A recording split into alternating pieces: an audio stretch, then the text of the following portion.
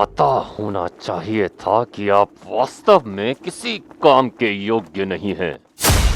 जब चंद्रगुप्त और उसके साथियों ने आप पर आक्रमण किया तो आप भयभीत होकर भाग आए।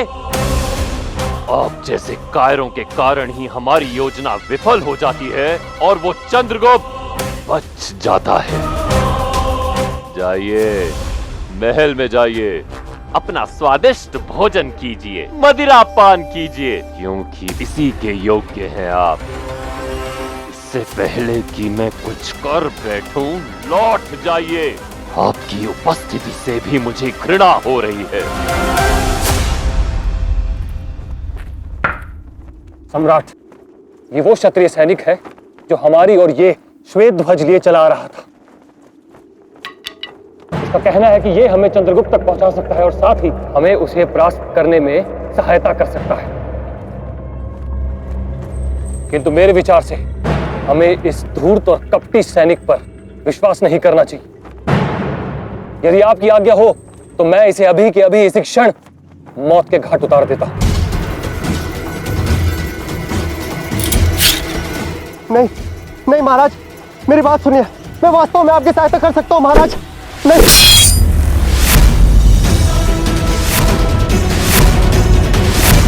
क्षमा करें सम्राट, किंतु अगर ये सच कह रहा होगा तो मेरे विचार से हमें एक अवसर इसे देना चाहिए। गोविजेष्ठ, क्षत्रिय विश्वास करने के योग्य नहीं होते। स्वामी भक्ति इनके रक्त में बहती है। आप भूल कर रहे हैं। चलिए मान लीजिए अगर ये झूठ बोल रहा है, किंतु आप तो मेरा मुख नहीं देखना चाहते थे ना, तो जाने दीजिए ना मुझे। मैं एक बार इस पर विश्वास करके देखना चाहता हूँ। ठीक है, जैसी आपकी इच्छा, किंतु आपके इस विश्वास के मार्ग में मेरा कोई सैनिक नहीं आएगा। ये सारा कार्य आपको स्वयं करना होगा। जी सम्राट, भूल मुझसे हुई है तो इसका पश्चाताप भी मैं ही करूंगा। उचित है। चलो ले चलो मुझे चंद्रगुप्त के पास।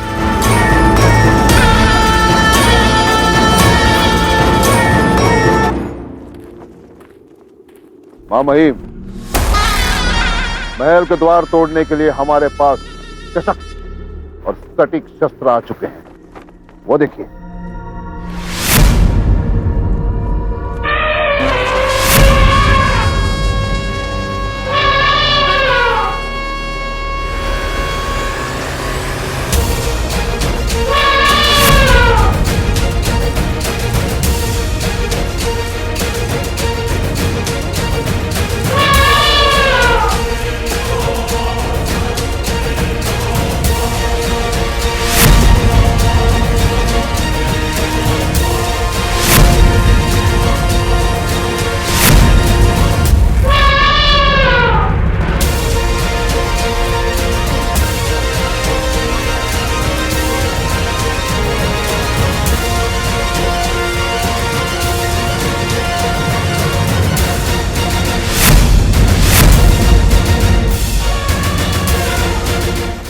देखेंगे वो देशद्रोही और वो चंद्रगुप्त की मगध का वर्चस्व क्या है।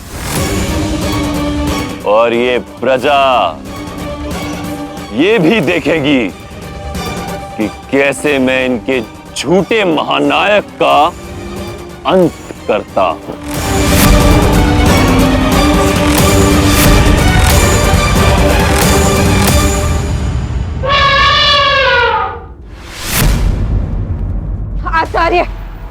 आचार्य, हमारे पास अधिक समय नहीं है।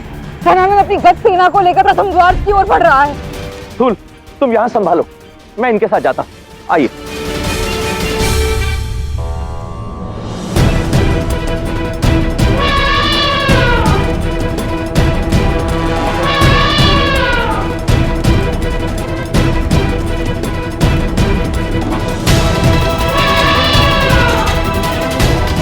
सज्ज हो जाओ चंद्रगुप्त। इस द्वार के खुलते ही तुम्हारी मृत्यु का द्वार भी खुल जाएगा।